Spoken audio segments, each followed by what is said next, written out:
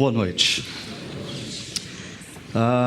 O nosso esquema de pregações aqui na chácara deu uma bagunçada com a nossa conferência, com a presença de pessoas convidadas nos nossos encontros, e ainda esse final de semana a gente está sofrendo um refluxo disso tudo, e o pastor Eduardo vai estar ministrando a Santa Ceia e a pregação lá no Cambuí. Eu vou estar aqui. O pastor Eduardo já esteve pela manhã e ontem à noite. É bom ter amigos pastores que possam estar com a gente, repartindo aí o tempo de ministração da palavra, ministração da ceia. Mas na próxima semana nós entramos no nosso ambiente natural. Nós vamos iniciar uma nova série a partir do próximo final de semana, intitulada Perseverança, caminhando na história em conexão com a eternidade. A razão pela qual a equipe pastoral da nossa comunidade decidiu conversar um pouco sobre esse tema durante os meses de setembro e até o final de outubro, é a nossa percepção dentro da comunidade, da nossa comunidade Chácara Primavera, de que nós vivemos um momento onde muitas pessoas estão sendo ou estão atravessando períodos de deserto, períodos de dificuldade. Nós estamos num momento onde, por exemplo, algumas pessoas muito queridas enfrentaram situações de saúde, enfermidades que acometeram repentinamente, geraram uma grande desestabilização na vida, na família, e elas ainda estão tendo que lidar com isso. Nós temos famílias da nossa comunidade tendo que administrar perdas de pessoas queridas, mãe, pai, e outras pessoas do meio. Temos pessoas da nossa comunidade enfrentando momentos muito difíceis na luta profissional, gente que pelas mais variadas razões perdeu a sua posição e agora está tentando se recolocar no mercado. E paralelamente a isso, a gente percebe também que existe esse período do ano, o segundo semestre. É interessante, o segundo semestre é um semestre muito mais propenso a gente se perder no que diz respeito a prioridades. Parece que quando começa o ano, a gente coloca tudo sobre a mesa, a gente estabelece quais vão ser as nossas prioridades, a gente tenta organizar a nossa agenda, a gente promete para nós mesmos que nunca mais a gente vai fazer o que a gente fez o ano anterior, que a gente não vai assumir mais tanto compromisso como a gente assumiu, que a gente não vai assumir tanta dívida como a gente assumiu. Daí o ano começa, janeiro, fevereiro, março, abril, maio, junho, quando chega em agosto a gente está no desespero outra vez, mais coisas para fazer do que tempo para realizar, problemas aí para se pagar determinadas dívidas que foram contraídas no primeiro semestre. Então a gente achou que seria muito importante a gente conversar sobre essa palavra, perseverança. Mas perseverança no caminhar pela história, em conexão com os céus, em conexão com Deus, em conexão com os princípios e valores de Deus. Jesus sempre disse aos seus discípulos que eles teriam dificuldades. Jesus nunca disse para nós que segui-lo seria a garantia da isenção de problemas, a garantia da isenção de enfermidades, a garantia da isenção de problemas financeiros. Não, Jesus sempre nos alertou que se nós quiséssemos segui-lo, muito provavelmente nós enfrentaríamos mais dificuldades ainda, porque viver os princípios e valores de Deus num mundo, numa sociedade que não abraça os princípios e valores de Deus, isso gera mais problemas. Agora, Jesus prometeu que Ele sempre estaria conosco, Ele nunca nos deixaria, Ele sempre seria o nosso escudo de proteção, como nós cantamos. E em meio à confusão, em meio ao caos, em meio às adversidades, nós precisamos relembrar que nós temos sim um abrigo, como o pardal encontra uma casa no ninho. Nós podemos encontrar aconchego, refrigério na presença de Deus, e Ele pode renovar as nossas forças, renovar a nossa visão para o que é certo, para o que é errado, nos ajudar a perseverar, tendo os nossos valores novamente definidos. E quando eu estava pensando sobre esse tema, perseverança, me veio à mente uma das experiências mais concretas que eu já vivi na minha vida de perseverança. Essa foto que você vê aí na projeção, ela foi tirada na região de Seattle em 2004. O tempo passa rápido, já vai para 10 anos, né? E essa região é uma trilha chamada Enid Lake Trail. Ela tem início num determinado ponto nas imediações da cidade de Seattle. Ela tem 2,8 ou 2,8 milhas, essa trilha, cerca de 4.500 quilômetros, 4 quilômetros e 500 metros, 4,5 quilômetros, né? É fácil andar 5 quilômetros. Quem não consegue andar 5 quilômetros, né? O primeiro problema é que a gente está falando de 5 quilômetros para ir, 5 quilômetros para voltar. Mas o maior problema não é esse. Essa trilha você começa no nível do mar, e o ponto final dela é a 3.600 metros de altitude. E ontem mesmo eu dizia para um amigo, à noite, que eu, ao longo da minha vida, à medida que a idade vai chegando, a gente vai deixando de ser besta, né? Mas assim, enquanto eu puder, para mim, diversão, descanso, nunca foi ao nível do mar. Eu detesto ficar deitado numa cadeira de praia, parado. Eu não consigo fazer isso, né?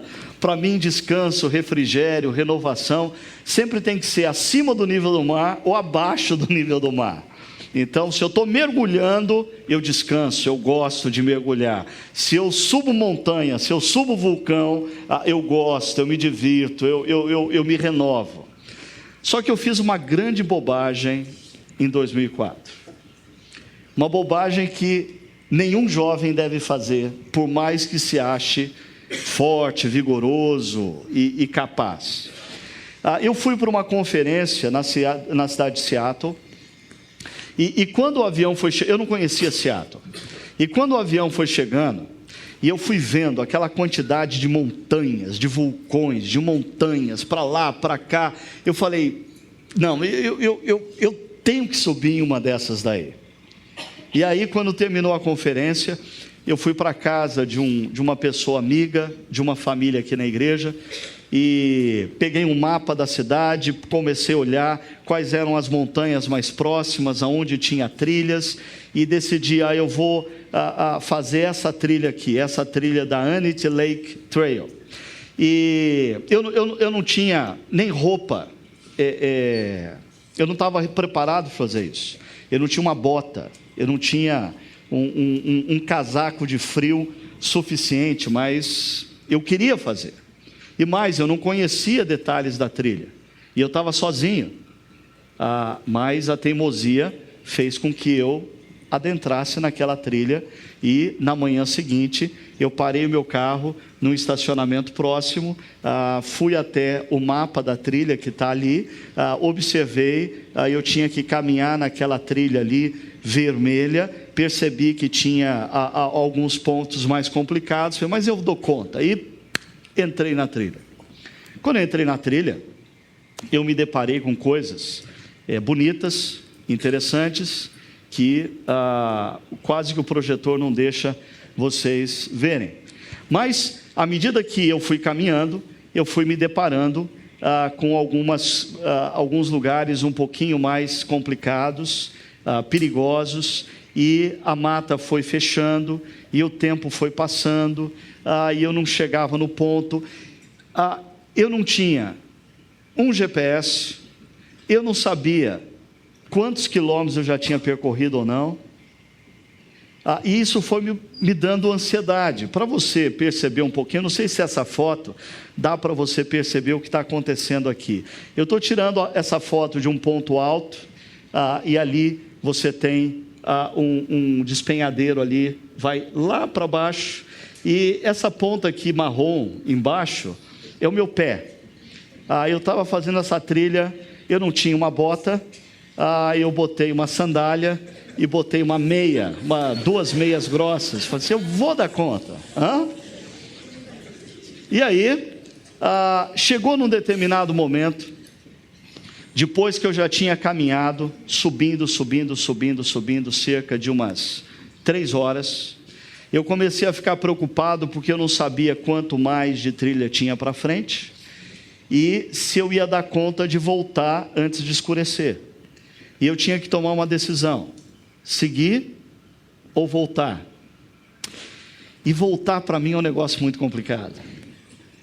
Andar 3 horas e voltar dizendo, eu não vi o lago que fica a 3.600 metros de altitude. É um negócio complicado. E eu decidi então, nesse ponto, eu falei, eu vou andar até o tronco daquela árvore que está quebrada ali. Se eu tiver algum sinal do fim da trilha, eu sigo em frente. Se não, eu volto. E eu caminhei. E quando eu cheguei naquele tronco, eu olhei para frente e eu vi uma clareira e eu consegui enxergar o topo da montanha. Eu falei, está ali. E eu segui em frente. E aí eu cheguei no lago a 3.600 metros de altitude, um lugar muito bonito, o topo da montanha, ainda tinha vestígios de gelo, de neve, o lago a 3.600 metros, um lugar completamente silencioso. Eu costumo dizer que quando eu me deparei com aquele local, eu não precisei nem mesmo dizer para minha mente e para o meu coração, ore.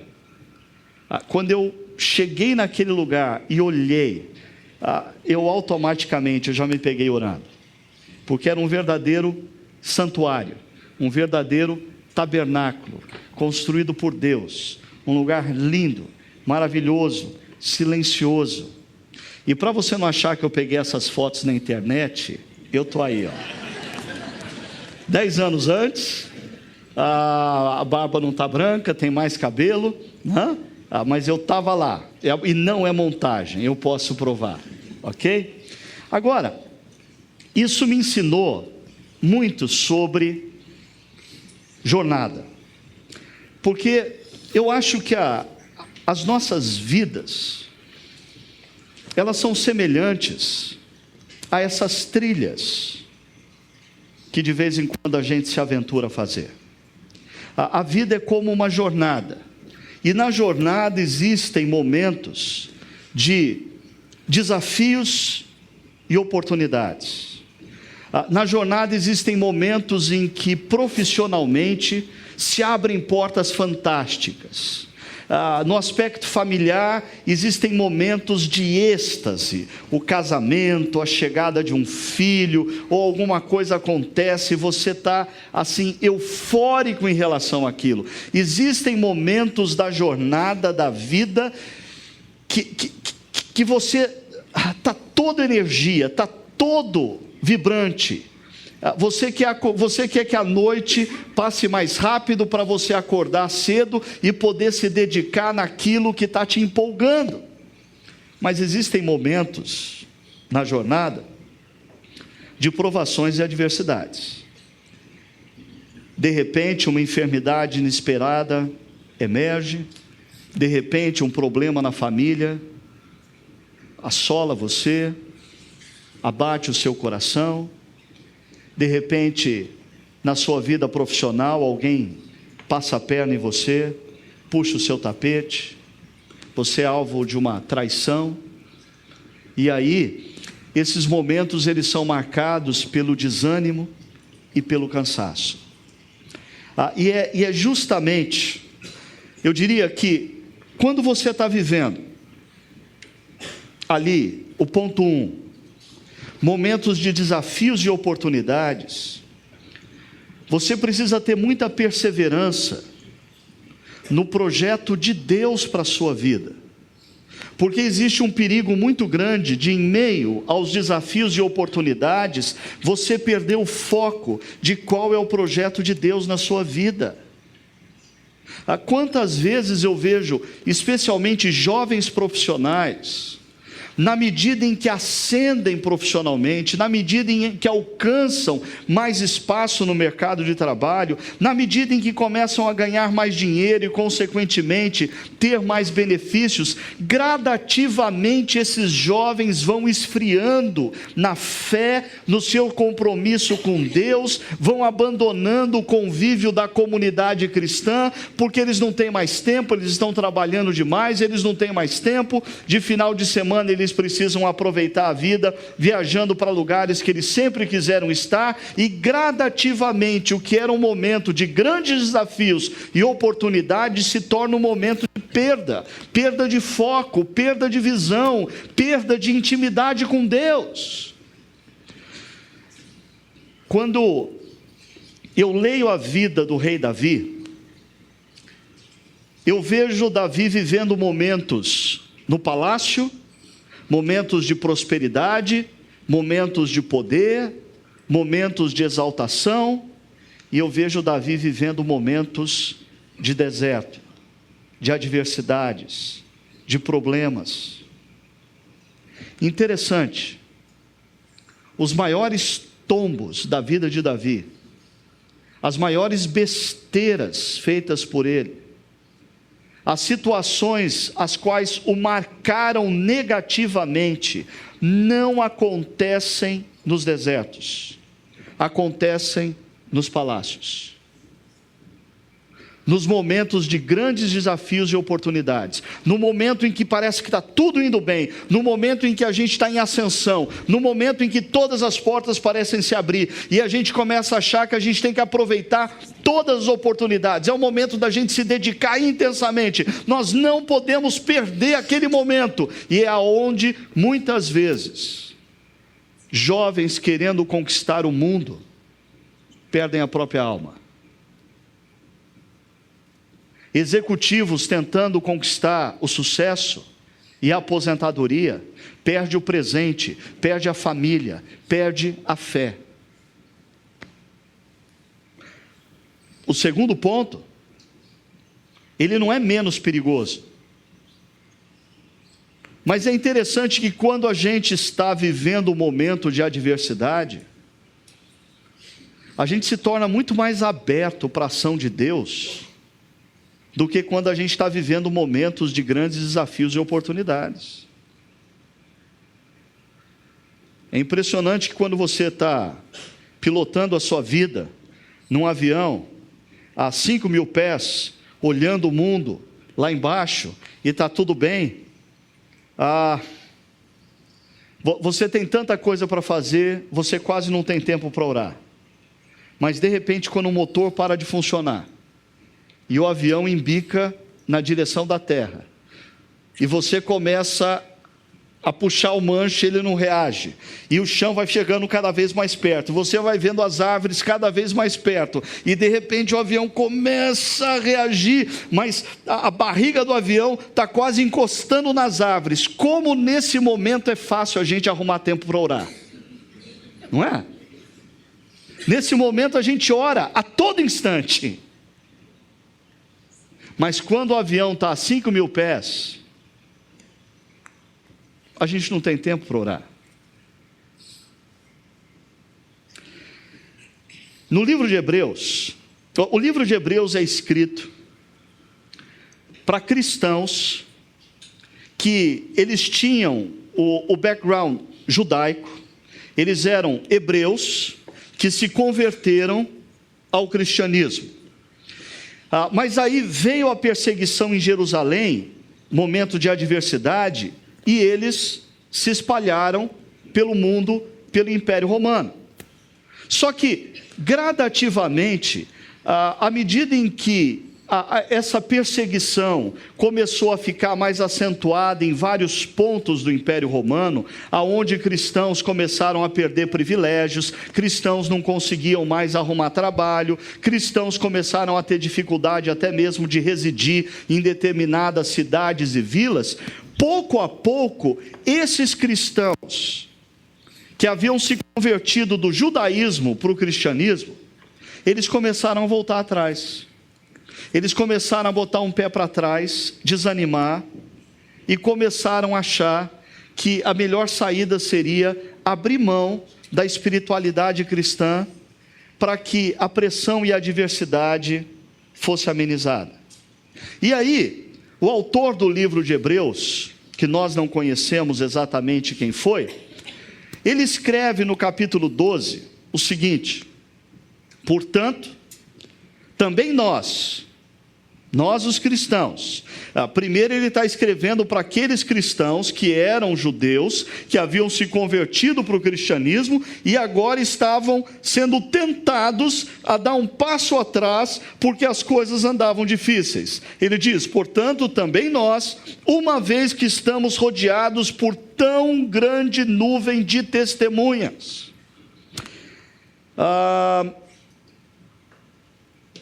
Que testemunhas são essas? Você vai ter que durante a semana dar uma lida em Hebreus capítulo 11.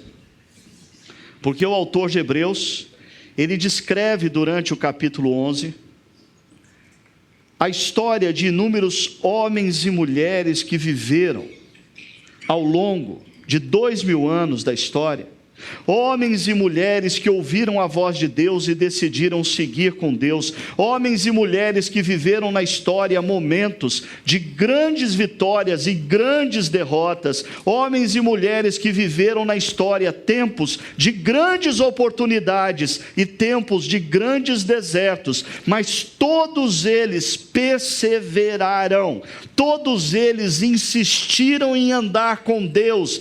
Todos eles, diante da oportunidade de perder o foco, insistiram em se manter unidos na caminhada e no propósito e na agenda de Deus para suas vidas. Todos eles, diante das adversidades, sendo pressionados a abandonar a caminhada com Deus, eles perseveraram e se mantiveram juntos, debaixo da orientação e dos valores de Deus. O autor de Hebreus diz assim no verso 13 do capítulo 11: todos esses ainda viveram pela fé. A fé, a convicção de coisas que ainda não vemos. E morreram sem receber o que tinha sido prometido. Ele está falando de homens e mulheres que perseveraram e morreram sem conseguir ver o que havia sido prometido para eles, mas eles contemplavam de longe, e isso os movia. Viram-nas de longe, e de longe as saudaram, reconhecendo que eram estrangeiros e peregrinos na terra. Então, a relação de homens e mulheres que Hebreus 11 nos apresenta, é uma relação de homens e mulheres que viveram a história, mas foram chamados por Deus para viverem com os pés na história, mas em conexão com a eternidade, porque a eternidade é maior do que a história. A eternidade é imensamente maior do que a história, e você viver na história, com os valores e princípios da eternidade, com a perspectiva da eternidade, muda completamente a sua vida. Deixa eu tentar exemplificar isso para você.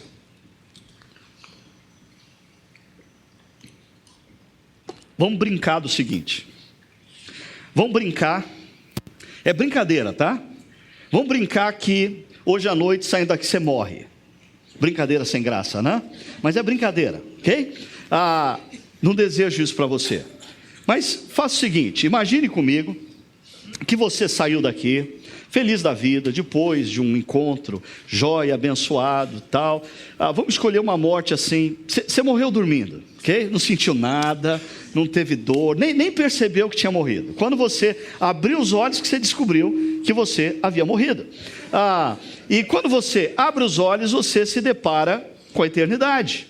E aí, na eternidade, o anjo Gabriel está te esperando e te saúda e fala: vem aqui, faz tempo que a gente estava esperando por você, deixa eu te levar até o escritório de Jesus. E aí, ele te apresenta Jesus face a face, e Jesus te dá um abraço, te dá um beijo no rosto, fala: puxa vida, meu filho querido, que bom que você chegou, agora eu quero mostrar para você tudo que é aqui a eternidade. E você, mas você ainda está meio confuso, porque você está pensando: mas Jesus, e as minhas coisas que eu deixei lá, e a minha carreira, eu estava prestes a ganhar uma promoção. Jesus, e aquele carro que eu tanto sonhei, eu tinha acabado de comprar. Jesus, e o meu casamento, eu ia casar dentro de 2 meses. Jesus, e a formatura do meu filho que eu queria ver. Jesus fala assim: não, peraí, depois que eu te mostrar tudo isso aqui, você vai perceber que tudo aquilo ali é fichinha. E aí, Jesus começa a nos mostrar e nos apresentar, e apresentar a você a eternidade, a vida plena com Deus, um espaço onde a justiça é plena, as relações são perfeitas, o contato com Deus é permanente, diário. Você não precisa mais nem orar, você conversa face a face com Deus, e os dias vão se passando, se é que os dias se passam na eternidade, mas os dias vão se passando, e cada dia você vê coisas mais maravilhosas, você contempla coisas mais magníficas, você conversa, passa uma tarde tomando um cafezinho no France Café da eternidade com o apóstolo Paulo. Aí ele fala assim: não, deixa eu te contar em detalhe, porque aquilo que Lucas escreveu em Atos é só um resumo, porque olha, aquele negócio, aquilo que a gente passou lá em Tessalônica, tem um lado que Lucas não registrou, eu vou te contar agora. E aí, no dia seguinte, você marca um almoço no Giovanetti da eternidade, com Davi. Você fala: Davi, eu queria te conhecer melhor. E Davi tem todo o tempo do mundo, porque está na eternidade, ele tem todo o tempo do mundo para almoçar com você e contar as coisas. Mas sabe o que é mais impressionante? Alguns desses personagens de Hebreus 11 vão chamar você para tomar um café e almoçar, e vão dizer assim: agora me conta a sua aventura na fé, me conta a sua experiência na fé, me conta como que você lutou na história pela fé, me conta uma situação que você sofreu pela fé, me conta, eu quero ouvir de você. E nesse momento, o anjo Gabriel volta à cena, bota a mão no seu ombro e fala assim: meu filho, desculpa, aconteceu um probleminha no sistema aqui da eternidade. Isso não costuma acontecer, mas aconteceu. A gente não sabe se foi um hacker do inferno que entrou no sistema, mas a verdade é a seguinte: não era para você estar aqui. Não era para você estar aqui. A sua hora ainda não é essa. Então a gente vai botar você de volta naquela noite, e quando você abrir os seus olhos, você vai estar na história novamente. Mas que essa última pergunta que foi feita por um herói da fé passe a mexer com a sua agenda na história, porque um dia alguém na eternidade vai perguntar: e a sua história? Me conta ela. Me conta a sua aventura de fé. Me conta a situação que você sofreu por amor a Deus. Por favor, me conta aquela situação na qual você demonstrou às pessoas e à sua geração fé no Deus Criador e Redentor. Aí a gente entende que no verso 16 de Hebreus 11, falando ainda desses homens que são chamados de heróis da fé, o texto diz assim: em vez disso, Esperavam eles uma pátria melhor, isso é, uma pátria celestial. Está falando que Abraão, Isaque, Jacó, Josué, Davi, Jeremias, Ruth, Esther, todos eles caminharam pela história e enfrentaram momentos de grandes oportunidades como nós, momentos de grande adversidade como nós, mas eles perseveraram na relação e na agenda de Deus, porque eles tinham os pés na história, mas o maior anseio deles era a eternidade que Deus tem preparado para eles. Isso os movia na história. E esse final aqui do verso 16 é simplesmente fantástico. Diz assim: por essa razão Deus não se envergonha de ser chamado o Deus deles. Que bonito esse negócio. Deus não se envergonha de ser chamado o Deus deles. O que o autor de Hebreus está fazendo aqui, voltando agora para Hebreus 12 já, ele está colocando os cristãos do primeiro século, que estão começando a ceder nos valores, a demonstrarem certo cansaço na jornada, a querer voltar para trás depois de 3 horas de caminhada.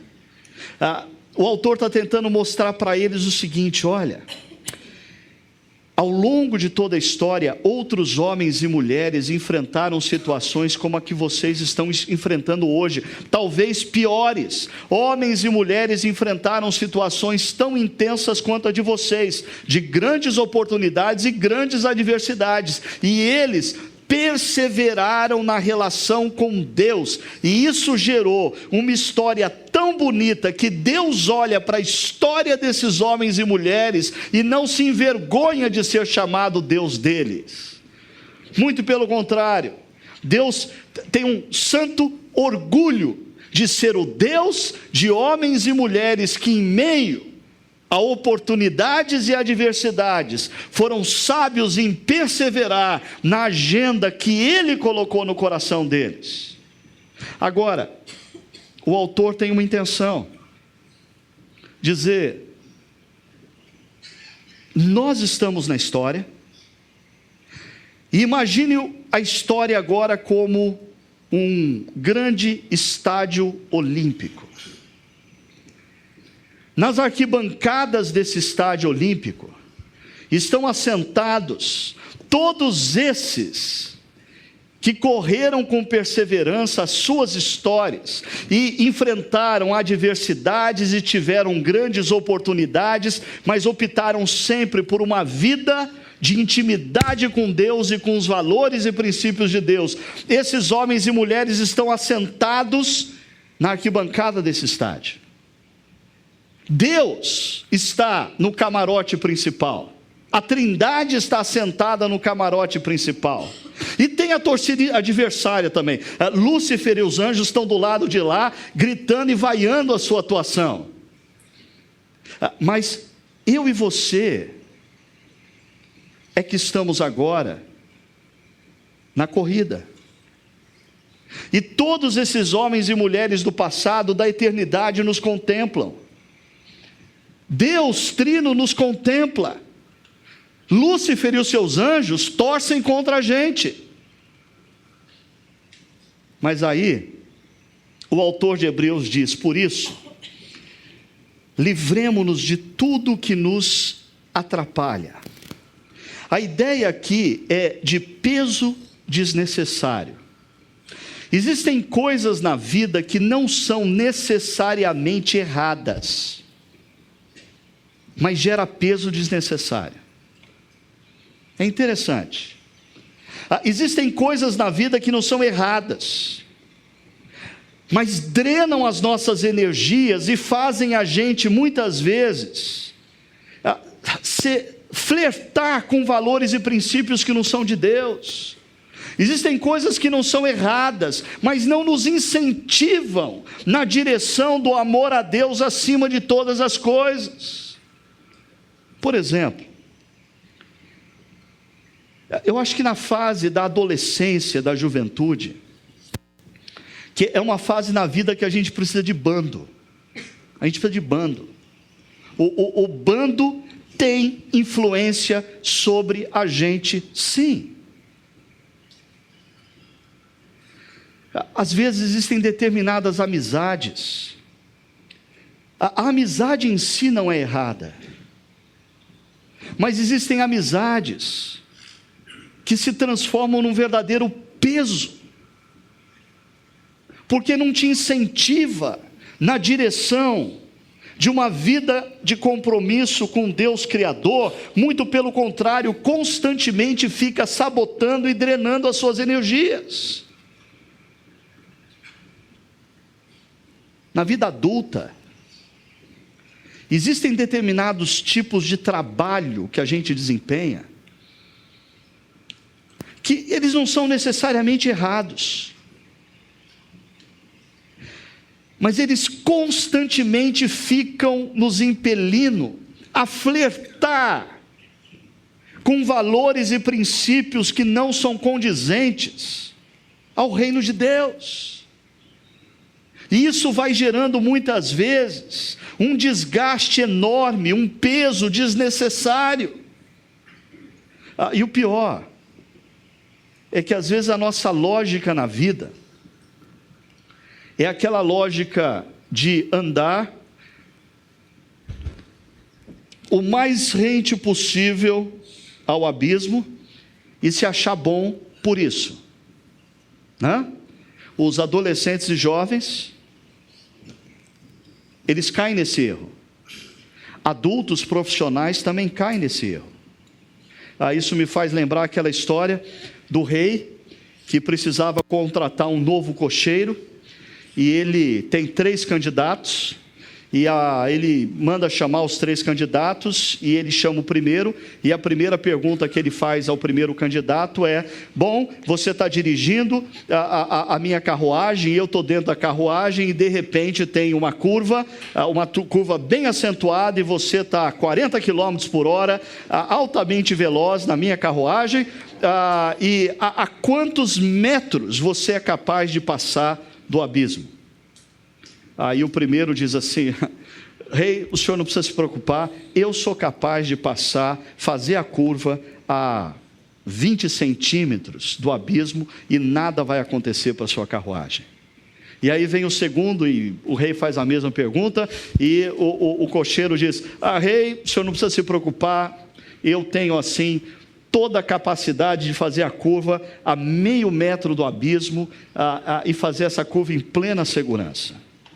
E aí o terceiro cocheiro recebe a mesma pergunta, e o terceiro diz assim: rei, se tem um abismo e tem uma curva, primeiro, eu não vou fazer essa curva a essa velocidade, eu vou reduzir, e no que depender de mim, eu pretendo passar o mais distante possível desse abismo.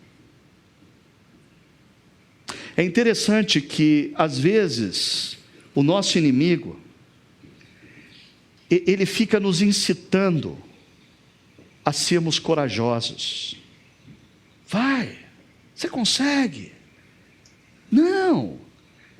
É interessante, o nosso inimigo, necessariamente, ele não nos impele ao pecado, ao erro, ao equívoco explícito, mas ele nos impele a nós estarmos no ambiente, na situação, próximo, flertando com a possibilidade, porque ele sabe que a nossa natureza humana, a única coisa que ele precisa fazer é nos colocar a menos de meio metro do abismo. A nossa natureza humana vai fazer o resto. Uma segunda coisa, e aí mais explícita, o texto diz: livremo-nos de tudo que nos atrapalha, coisas que necessariamente não são erros, pecados, mas situações, ambientes que drenam a nossa energia e não nos incentivam a uma caminhada com Deus, e do pecado que nos envolve. O pecado, como eu já mencionei aqui esse ano, segundo Santo Agostinho, amor fora de ordem. Amor fora de ordem. O escritor de Hebreus convida aqueles cristãos a olharem para suas vidas e perceberem, diante desse momento em que alguns tinham grandes oportunidades, outros enfrentavam grandes adversidades, ele convida eles a pararem e primeiro avaliarem: você está carregando pesos excessivos nessa jornada? Existem erros explícitos, incontestáveis na sua vida que você precisa tomar uma decisão acerca dele, e você precisa abortar esse erro. Para quê? O verso 1 complementa: e corramos com perseverança a corrida que nos está proposta. A ideia aqui é de uma maratona. A ideia é para você, aqueles que têm o hábito de correr, certamente já viveram inúmeras vezes a experiência de começar a correr, e de repente você está habituado a correr 5 quilômetros, 10 quilômetros, mas independentemente de quanto você está acostumado a correr, sempre tem aquele dia que você está bem aquém do seu limite, e você começa a ter o sentimento de que não vai dar. Não, eu acho que hoje eu vou correr menos, eu acho que hoje eu não vou conseguir, eu estou sentindo as pernas meio pesadas, eu estou me sentindo assim, meio ofegante. Muitas vezes um atleta, para se superar, ele precisa fazer uso da perseverança. Ele precisa, conhecendo, é claro, e respeitando, é claro, os seus limites, ele precisa aprender a perseverar. E o que o autor de Hebreus está dizendo aqui é exatamente isso. Leia comigo o verso todo agora e preste atenção. Ele está dizendo: portanto, também nós, uma vez que estamos nesse estádio lotado por pessoas que no passado viveram as mesmas dificuldades, as mesmas oportunidades que nós estamos vivendo, essa grande nuvem de testemunhas, nós que somos os corredores, devemos nos livrar de tudo aquilo que está nos atrapalhando, e devemos tirar das nossas vidas, arrancar das nossas vidas, tomar uma decisão séria em relação a pecados, erros explícitos, situações que Deus não aprova em nossas vidas, nos libertar disso para corrermos com perseverança a corrida que nos foi proposta, para a gente entrar nessa galeria de homens e mulheres que viveram na história, olhando para a eternidade e ganharam medalhas. Tem histórias para contar, tem histórias para contar da sua relação com Deus. Mas o verso 2 diz: tendo os olhos fitos em Jesus, autor e consumador da nossa fé. E aqui eu percebo que, na minha empolgação,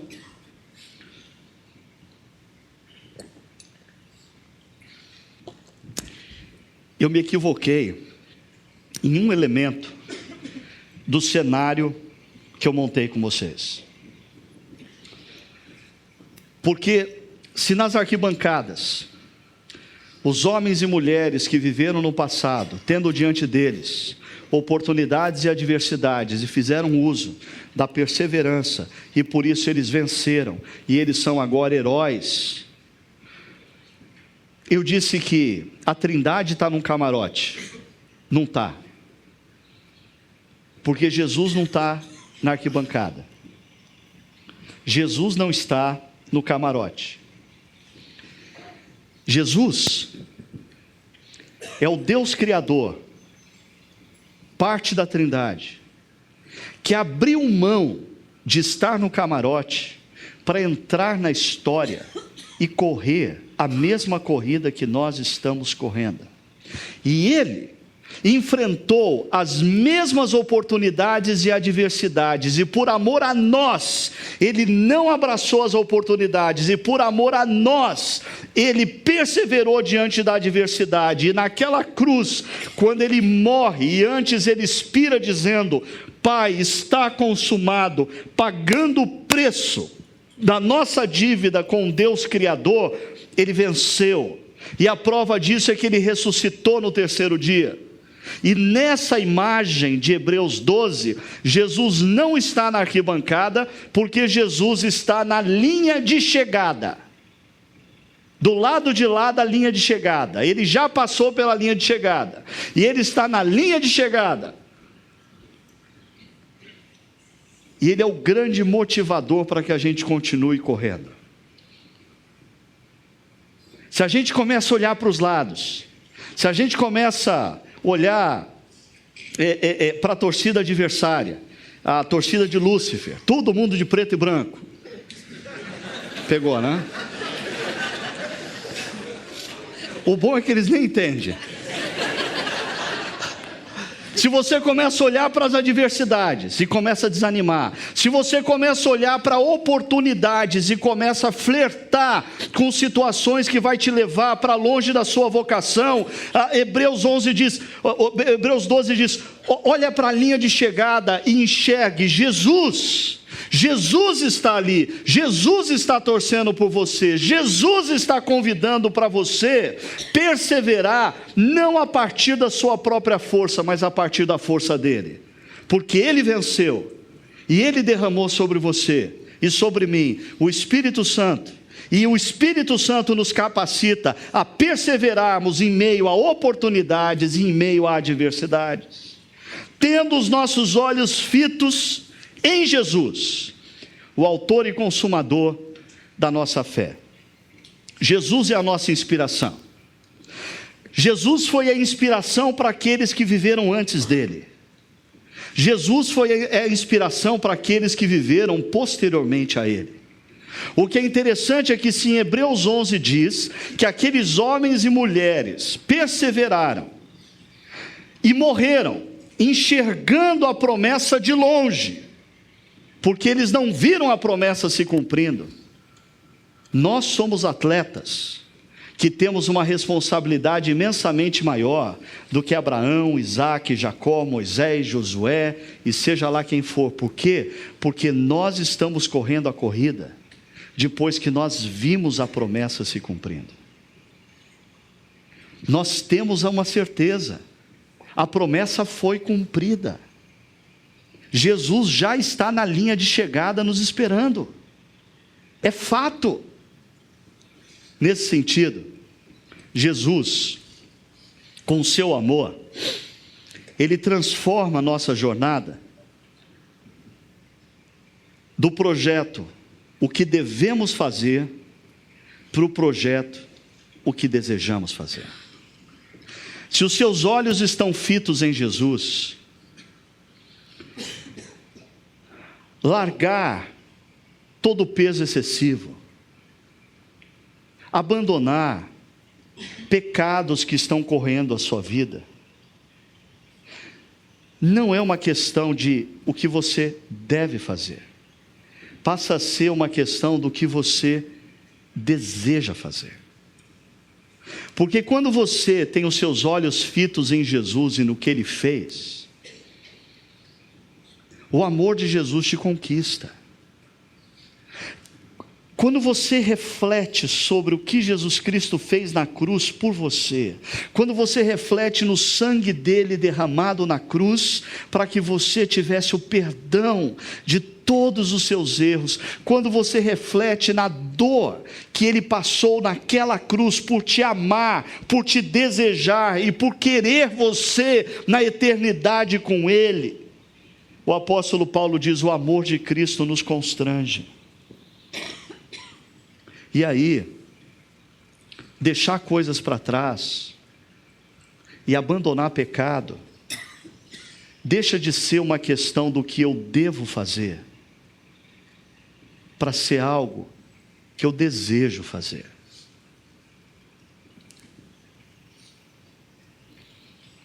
Lá em casa, eu percebo, por exemplo, na vida da minha esposa Sônia,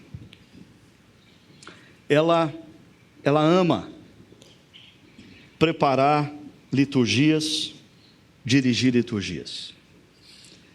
E na semana que antecede o momento que ela vai ser responsável pela direção litúrgica, eu posso esquecer, porque ela vai gastar muito tempo pesquisando, muito tempo estudando, muito tempo trabalhando. É interessante, a Sônia deseja ela gosta de preparar e dirigir liturgias.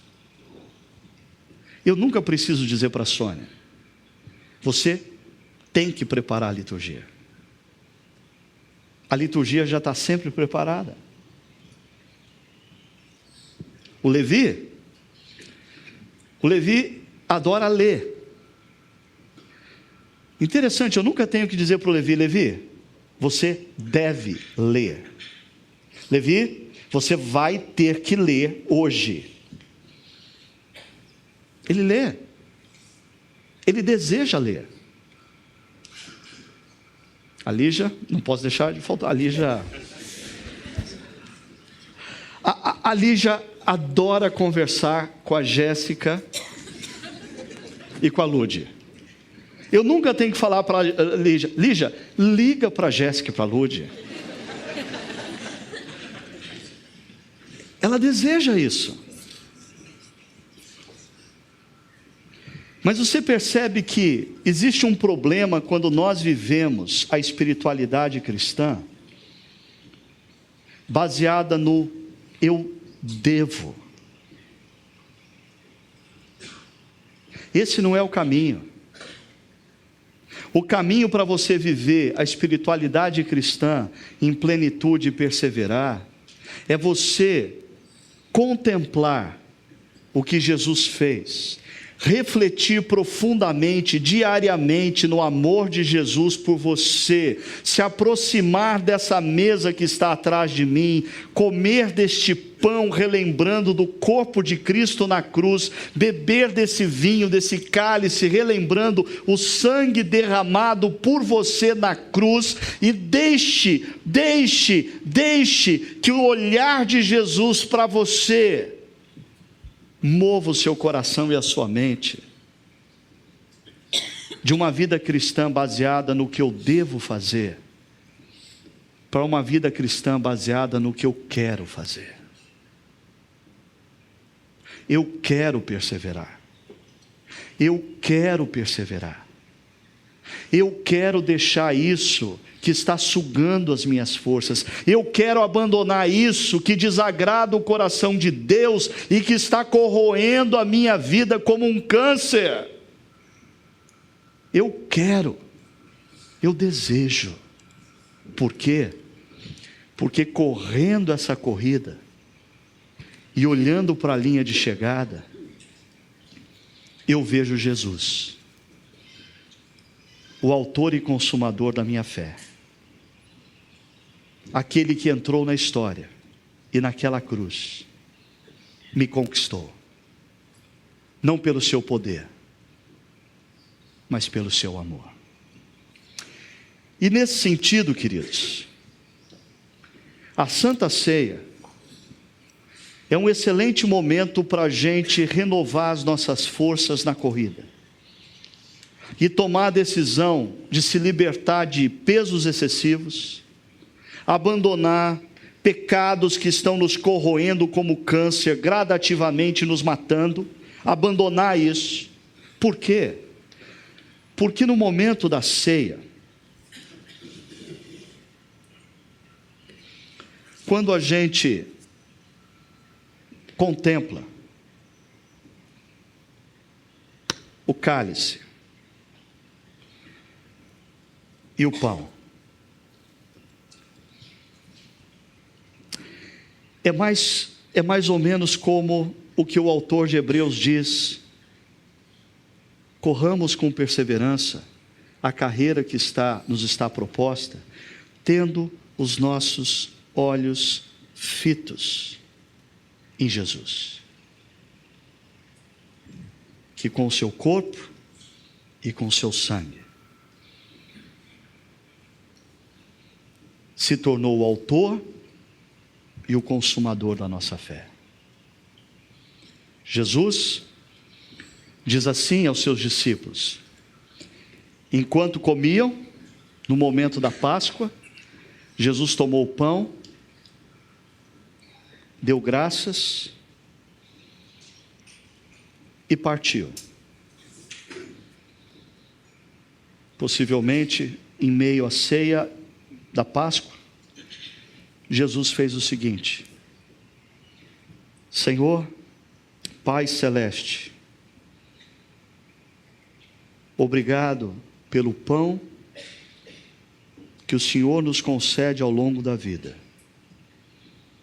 Mas muito obrigado pelo Senhor nos conceder o pão que desceu dos céus e que traz a salvação a todo homem e mulher.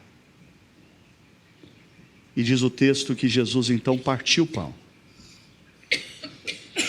e disse aos discípulos: tomem e comam. E aqui está um outro fato interessante, porque que a ceia nos move de uma espiritualidade, eu devo fazer, para uma espiritualidade, eu quero fazer. Porque Jesus nos convida a provar dele.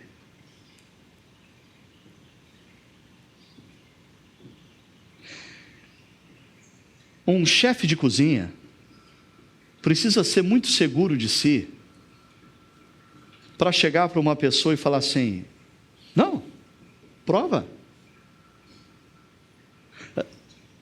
Você está em dúvida se é bom? Prova. E o salmista nos diz: provai e vede que Deus é bom. Quem come do pão com consciência, prova do quanto Deus é bom. E relembrar as nossas mentes e corações de que Deus é bom, nos move de uma espiritualidade, eu tenho que fazer, por uma espiritualidade, eu quero fazer. Em seguida, diz o texto, Jesus tomou o cálice e deu graças. Possivelmente, ele fez uma oração agradecendo a promessa do Antigo Testamento, do Messias que haveria de vir e que tomaria o cálice reservado ao Messias na mesa da Páscoa. Os discípulos ainda não entendiam, mas esse cálice não significava poder, significava sacrifício, morte, por mim e por você.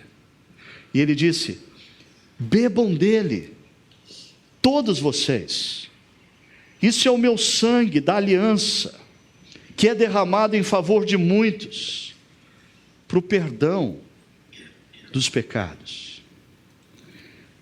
Aqui nós temos o símbolo do pagamento feito por absolutamente toda a minha e a sua rebeldia diante de Deus. E talvez você pense: mas eu não sou rebelde.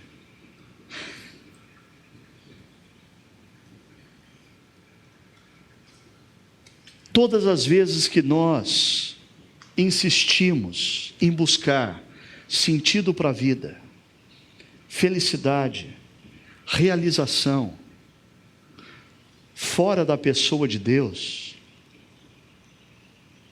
nós somos rebeldes. Mas Jesus morreu e derramou o seu sangue naquela cruz, para que a gente pudesse voltar para casa, e a gente fosse surpreendido com uma boa notícia: não existe mais dívida. Jesus pagou por ela. E lhes digo que, de agora em diante, não beberei deste fruto da videira até aquele dia em que beberei o vinho novo com vocês no reino do meu Pai. Jesus está do lado de lá da linha de chegada, olhando para nós, homens e mulheres que estamos correndo a corrida que nos foi proposta. Temos muita distração, temos muitas adversidades, mas Jesus está do lado de lá da linha de chegada, segurando o pão e o cálice. porque Ele disse que Ele quer beber novamente desse cálice com cada um de nós. Que nessa noite, esse momento de comer do pão e beber do cálice, seja um momento de renovação das suas forças em perseverança. Seja um momento de você abandonar pesos excessivos. Seja um momento de você tomar uma decisão, confessar os seus pecados, os seus erros, receber o perdão e abandoná-los. Seja um momento de você olhar para Jesus, ou voltar a olhar para Jesus e se renovar nele. Que enquanto você come do pão e bebe do cálice, a sua espiritualidade se mova do projeto eu devo fazer para o projeto eu quero fazer.